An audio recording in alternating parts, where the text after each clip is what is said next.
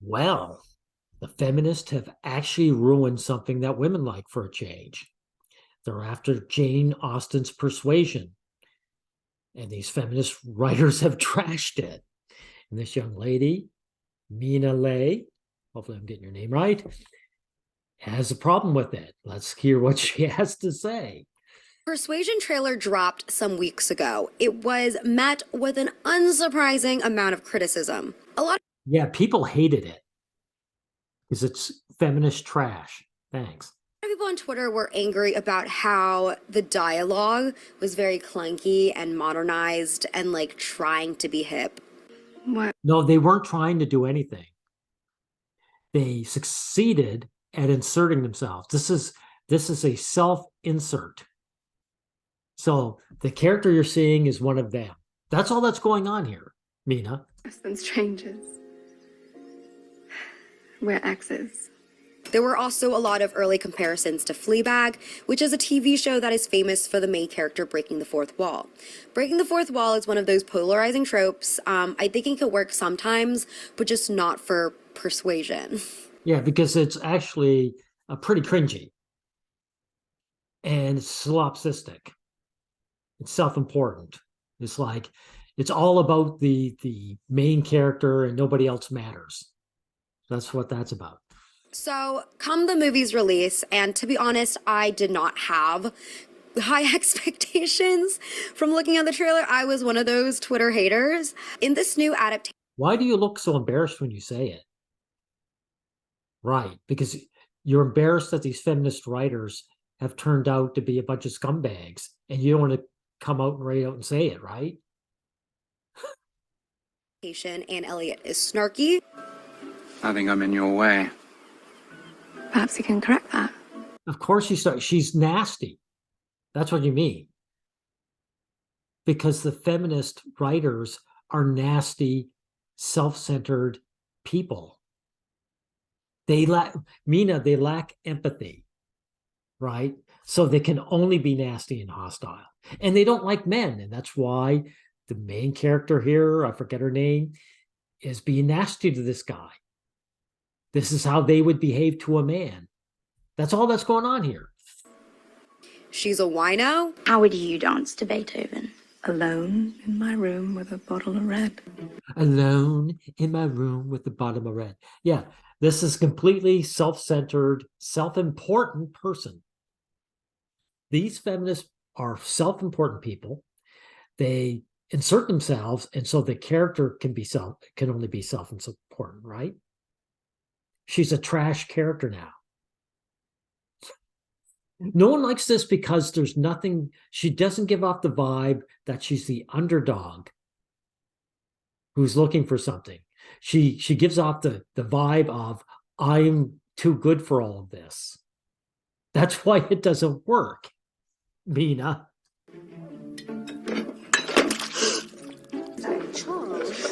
I spend my time drinking fine wines.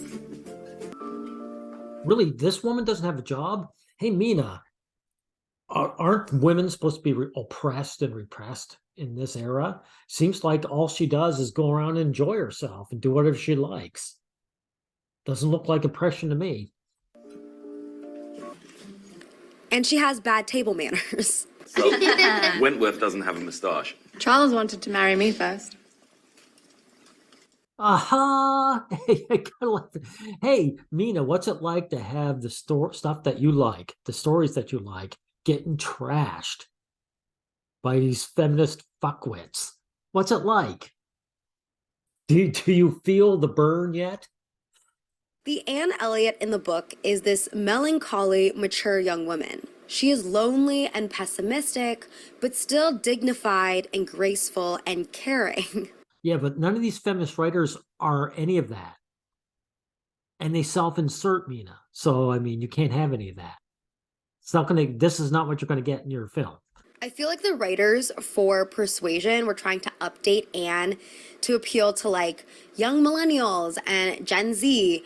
Well, your feelings are way off. Either you're unaware or you just don't want to admit what's going on. These feminist writers are nasty man haters. and they're never going to write anything of any quality or substance ever.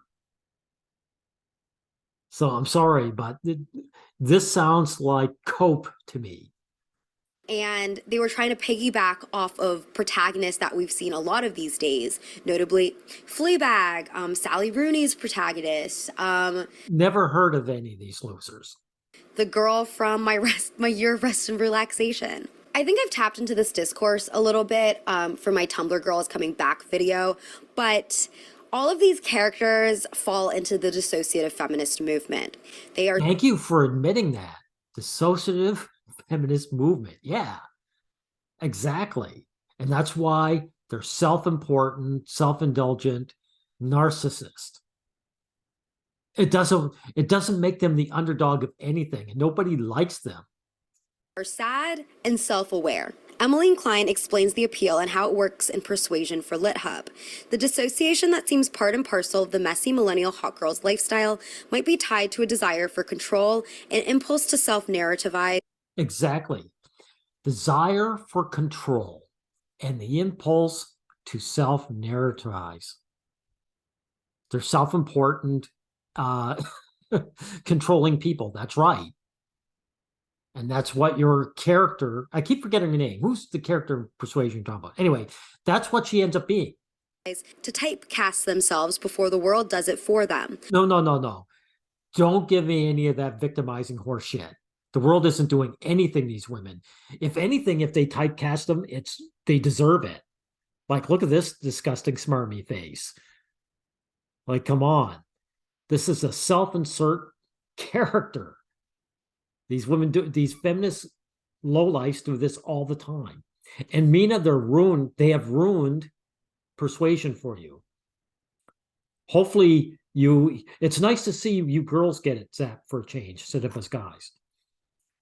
By rolling her eyes at the camera when someone insults her appearance, sharing a sidelong glance with it when someone comments on her lack of a future without a man. Oh, by the way, yeah, without like a man, because these women hate men, right? Remember? I would bitch slap that smarmy look off her face. Of a future without a man, making a joke to it at her own expense through tears, and winking at it when she finally ends up in her lover's arms. Why is she winking at him? Which is because she knew she was going to get together with this guy anyway. Not the actual character in Jane, not the Jane Austen's character, but of course, this is self-insert, Mina. They know she's going to get the guy. And you know something? These women don't like the guys. It's also incredibly disrespectful. It's like, I've never pined for this guy. I hated this guy, but I'm getting him anyway. It's that level of smarminess. This film's Anne seems to be trying to tell us that she's not like other spinsters. I'm not like other girls. I'm not. The problem is Anne Elliot is far from hot and messy. Jane Austen even described Anne's character herself as being almost too good for me. And to be honest, Anne is supposed to be like the other girls. She's supposed to be relatable. She was a single woman in her late 20s, which was more taboo back in the Regency period, and she was dealing with the oppressive forces that these social structures imposed on her. No. Women could get a job. Women could turn around and say, I don't want to marry some guy. You know, these women could elope with these men. They didn't want to deal with these low status men. How do I know? Because modern times, there's nothing stopping you girls, and you still don't. So don't give me any of this horseshit oppression. These women were not oppressed.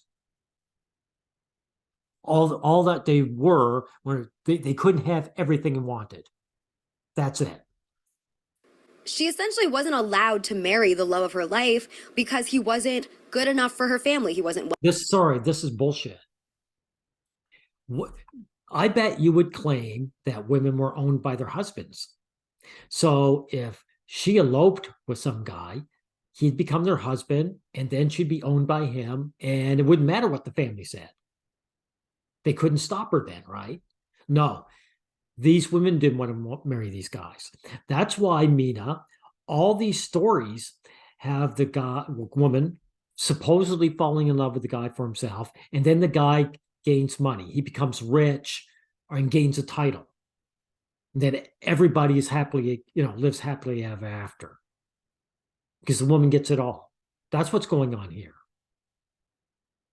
Wealthy enough, and he wasn't of high enough rank to appease them. And this is a problem that plagued a lot of. Or her. She's the one. Like I said, women could turn around and elope and say, screw you. I'm going to live poor. They didn't want to. Women during the Regency period, and it was a problem that Jane Austen wanted to bring light to. Jane Austen never married, by the way. And I don't know if you guys have seen the Becoming Jane biopic, which. Yeah, the men she wanted didn't want her. They had options. That's what went on there, Mina. Either they were beneath her or the ones they wanted had options for better looking women. That's it. I have a massive soft spot for. It's like my guilty pleasure. Okay, I don't need to hear anything about Anne Hathaway.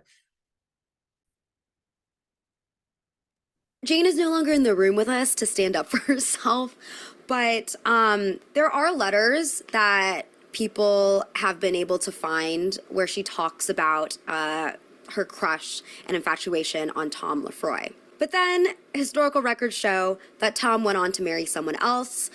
Some romantics like to believe that it was a story of forbidden love, that Tom went on to marry someone who was more advantageous than Jane, and that was the reason why he left her. We don't really know. That's right. The man had options. Like I said, the man she wanted to get together with had options, and he chose better than her. And all the other men weren't good enough for her. And that's why she ended up being single. But she was always looked after, wasn't she? Wasn't she, Mina? As far as no, she didn't have to become a maid or a wash lady or any of these menial jobs that women do not want to do. I think she was always looked after, okay? No, like we don't really know if marriage was ever in the cards for them or if it was just like a young person's puppy love. But either way, whether she lived it or not, I think it's pretty clear that Jane Austen was aware of the obstacles that plagued women from getting married or from getting married to someone who they really loved. No. That guy she really wanted, he was high status, wasn't he? Right. And he had options, and he chose someone else. So there are no obstacles. Anymore, there's obstacles now. It's either top of the line or bust. Right. Klein thus criticizes Persuasion 2022 by weaving a comedic narrative out of a tragic one. The film undercuts Austen's goal. I think she wanted us to cry, not laugh. Exactly, Mina. They do that with the men's franchises all the time. They kill the tone. They're no good at comedy anyway. But even if they were, the purpose of the comedy is to kill the tone, to take the seriousness out of the story, right? They don't want you laughing or crying. They want to wreck it, and they've done it.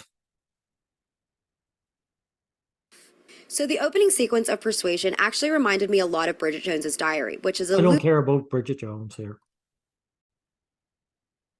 Oh, look how she describes their comedy, quote unquote. Also, okay, we have to address this because the way that the writers tried to write comedy was very bizarre. Yeah, their comedy is shit. It wasn't funny. You can say that. Mina, you can say that. It wasn't funny. Just say it. There's just like a lot of random anachronistic phrases that were being tossed around. Well, if they're anachronistic, it's not because of comedy, right? It's because these people are self-inserting. They're not out to do research or find out how the story was in the past or adapt it. They're just throwing themselves on screen, and you're speaking the way they would speak. I am an empath. But how do I prioritize self-care with everyone around me constantly bidding for my attention? He's a 10. I never trust a 10. And I think the worst part is that they didn't just try to make completely new dialogue. They tried to take the existing dialogue and push it through an Instagram filter. For instance, Exactly. It would be creativity to make new dialogue. They're not out to create anything, Mina. They're out to destroy things. They're now destroying something that you like for a change. And I say bravo. Let you girls get it some licks in. in the novel, there's a line where Anne says, "There could have never been two hearts so open, no taste so similar, no feeling so in unison, no countenance so beloved. Now they were as strangers, nay, worse than strangers, for they could never become acquainted. It was a perpetual estrangement." And in the movie, it translates to this line. But a heartbeat ago, there were no two souls more in rhythm than Wentworth and I. Now we're strangers. Worse than strangers. We're exes. Man, the look on her face was just so smirky. David Sims writes Oh, by the way, this David Sim guy, he doesn't get it either. for The Atlantic, as if Persuasion doesn't have enough faith in its own plotting, it sasses the script for the viewer's sake, lest we grow bored by the familiar beats of the period rom-com. Persuasion at times seems embarrassed by its source material, or at least overeager to spruce it up for audiences that might not be able to handle a gentler pace. This has nothing to do with a gentler pace. They aren't embarrassed by the material. They hate the material. This material is a young girl pines after a guy, and she gets the guy, and she's happy with the guy. These man haters, they hate the guy. So they hate the romance material. That's why their self-insert character is smarmy and nasty and self-absorbed, right? She doesn't care to get with the guy. So this guy doesn't know what he's talking about. Sadly, most people don't either. Director Carrie Cracknell defended the choice in an Of course, this Cracknell woman, she's a feminist lowlife. So of course she's going to defend it. interview with the New York Times. "I was interested in the slightly more modern psychology and language because it allows us to frame the characters in a really accessible contemporary way." This is gaslighting, Mina. There is no modern psychology. Human beings have the same psychology we had in the Stone Age, right? This is more gaslighting. In other words, she didn't like the material. She doesn't care about the story. She's just going to wreck the stuff that you like. One of the big hopes they had for the film was to draw in a new audience to Austen and to make them feel that they really recognize the people on screen. Yeah, exactly. This is, hey, you're getting like the nerd gaslighting, Mina. There is no new audience. You're a young person, Mina, aren't you? And what do you like? You like the old material, because the old material is important to what people like and what is important to us, right? So there is no new audience. There's no group of women who actually like something different, right?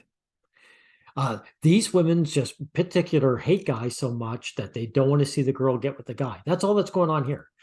I feel like if Persuasion wanted to go full anachronism, they should have really went for it, either with like the modern adaptation, like I mentioned, like Bridget Jones, or like Bridgerton, which went full fantasy anachronism with the sex, the diversity, and the vibrant costumes. And none of that matters. None of that matters. There's no point in you giving some kind of criticism, because that wasn't their goal. Their goal was to wreck something that you like for a change instead of what I like. And that's all that's happened. And you have to come to terms with it, right? But I don't think you will, because then you have to recognize that feminism is the hate movement it is, and it's terrible. And I think you would rather eat this than deal with that. Now they will compare, what women actually wanted when they watch these rom-coms and how these feminists, Mina, are screwing it up. Regency sorry, not film, screwing but it then up, there's not screwing it up, screwing you over. these anachronisms that just get peppered in that pull us out of the story. Clarisse Loughrey puts it best. Anne's pain in the novel is sharp, laced with the fear that she's reached a point in life where she's outrun every last opportunity, most especially for love. How do you absorb all of that feeling only to give us an Anne who sighs performatively after she knocks a vessel of gravy on her head and boasts about dancing to Beethoven alone in her room with a bottle of red? Yeah, exactly. The women of that era wanted to get the guy. These women don't want to get the guy. It's that simple. That's the difference, Mina. How would the latter even happen in an era before record players? That's what's so grim about Netflix's Persuasion. It seems to think its own audience isn't smart enough for Jane Austen. No. It doesn't care what the audience is about. They're doing what they want with it, Mina. And they don't care about you. They don't care about their audience. They never cared about any of the geek stuff that the men loved. So they're not going to care about the stuff you like either, right? I mean, it's also just wild to me that Anne and Wentworth in You can't figure it out. This must be all one big giant misunderstanding. the Netflix Persuasion tried to like DTR, define the relationship multiple times when that never happens in the novel, because most of the novel is them Anyone know what DTR means? I don't. just like silently pining for each other. But it's like as if the writers didn't believe we would understand the drama between them if they were silent. So they just had to keep getting into these weird conversations that just felt very anachronistic and honestly just uncomfortable. Yeah, they're wrecking it. That's right. They're wrecking the beauty of these two silently pining for one another. That's true. That's their purpose, Mina. That's the purpose. They don't want this. They hate the material. That's right. So, let's address the costumes. They were pretty unremarkable. Costume designer Marianne Agertoft told Yeah, well, you know something? These women remind me of cosplayers. The cosplayers are pretty unremarkable often too. Because they're just there for themselves to show off their like if you look at these geek, what do you call those? These get-togethers. You know, the girls are just there to show themselves off. They don't really care that much about the costumes. That's what's going on here. fashionista that she researched the time period heavily, looking at paintings and fashion plates, and then she combined that with more modern images and photographs to illustrate characters and attitude. Apparently, her three 20th century icons that she felt represented Anne's spirit were Patti Smith, Debbie Harry, and Audrey Hepburn. And in the interview, she refers How would Debbie Harry have anything in common with these Jane Austen characters? to this photo of Patti Smith in a men's shirt with a jacket tossed over her shoulder, which I guess is the inspiration for why Anne Elliot was wearing men's shirts in the movie and men's front fastening drawers. In general, I think it's such an overdone trope to have the main character wearing men's clothes to show how she is different and more progressive. Okay, you've got it wrong. She's wearing men's clothes because the men like the feminine look, right? Or at least that's what these feminists think men like. And so they don't want to give us what we want. If men like feminine women, like dressed in these feminine clothes, they say, we're not giving them that. So it's their way of uglifying the main character. That's all that's going on here. You wouldn't understand this, but that's what's happening. Because, well, one, in reality, that would just never be the case because she would be ostracized heavily for doing that. But also, like, you don't need to be wearing men's clothes to show that you're progressive. Waistlines in the movie were also lowered. Yeah, I don't care about the rest of it. I mean, I only put that in for that reason, to tell you that. To tell you that, Mina. That's what it's about. It's saying men like women in feminine clothes. We're not going to give them that. That's it. Maybe they're also so brainwashed they think men are powerful, so they want to take our place, which of course is nonsense. Because then they'd become little servants. Okay, maybe a little bit more. Oh, and dark gray isn't either. Because it's like basically black at that point. I also hated this beret moment that just makes Anne Yeah, it's cringy as fuck. That's true. look like a moderately 1910s French girl influencer. I Yeah, yeah, exactly. The reason why she's doing that is because let's get that ugly picture up. Yeah, what it is, she's a poser. Mina, all these feminist women are posers. They're always putting on the face, right? And that's what's going on with this character. That's why it never makes any sense to you and why there's no accuracy. that just makes Anne look like a moderately 1910s French girl influencer. I've also never seen a Regency dress that has this button-up collar. I can't believe I'm saying this, but I think that if they really wanted Anne to have this like more masculine, more studious vibe, then they could have done what Bridgerton did. Don't care. Don't care. But I will say she's pointing out that, well, I'm going to point out to you, Mina, that it's a self-insert character. This is absolute proof of it. Mina here is going to point out how her hairstyle and her dress looks like a modern woman. It is. This is a modern woman, time traveling back to this era. That Anne has a 2010 side bang hairstyle and a bold lip throughout the whole movie to tie the chaos all together. Cracknell told the New York Times, "We really tried to honor the shape and essence of the Regency form, but simplify and pull away additional detail. Sometimes in watching period films, there's a lot between me and the person. To release that and find an aesthetic that has less of the trappings of the period felt freeing." Yeah. They're gaslighting you. I can't believe it. It's happened to us guys so often, Mina. It's so good to see you get sacked for a change. All they did, that was a lot of gibberish saying, we don't want to bother researching and putting effort and money into making a period costume. So we just, and we want to self-insert, so we just dressed her up like us. I don't know. I feel like when there's too much modernization, that gets in between me and my ability to enjoy the story. Well, duh. Well, that's the point of it. Oh my God. I thought only us guys dealt with cope. This is major league cope right here, everyone. Okay, one last thing, Mina. I just want to correct you when it comes to this gaslighting here we're about to hear. Also subtly modernized, Mr. Knightley is given more character and humanity. No. When you guys listen to this, they're not giving him more character and humanity. They're making him wimpy. And girls are turned off by that. In the 90s version, Mr. Knightley is very uptight, but in this version, we see him throwing tantrums, being stripped nude, and crying. Yeah, all the stuff that make women vomit. Okay. Autumn DeWilde explained this choice to W Magazine. Mr. Knightley is going to be doing a lot of mansplaining for the movie. I would slap that man in the face if he said the word mansplaining in front of me.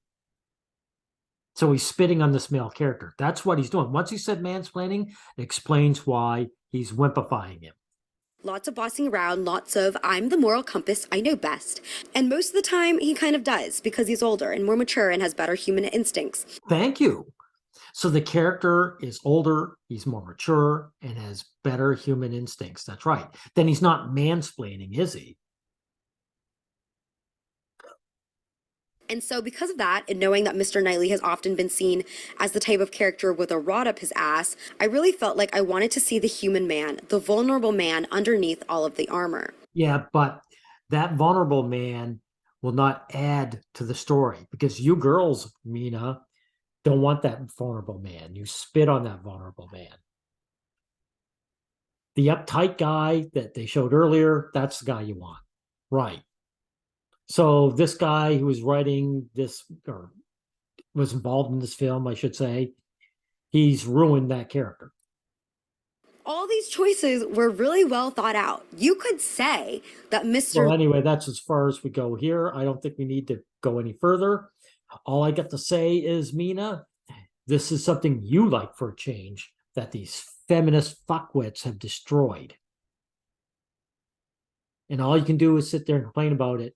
But me, I recognize it for what it is. I'm just glad it isn't one of us, something, a franchise that we guys like for a change.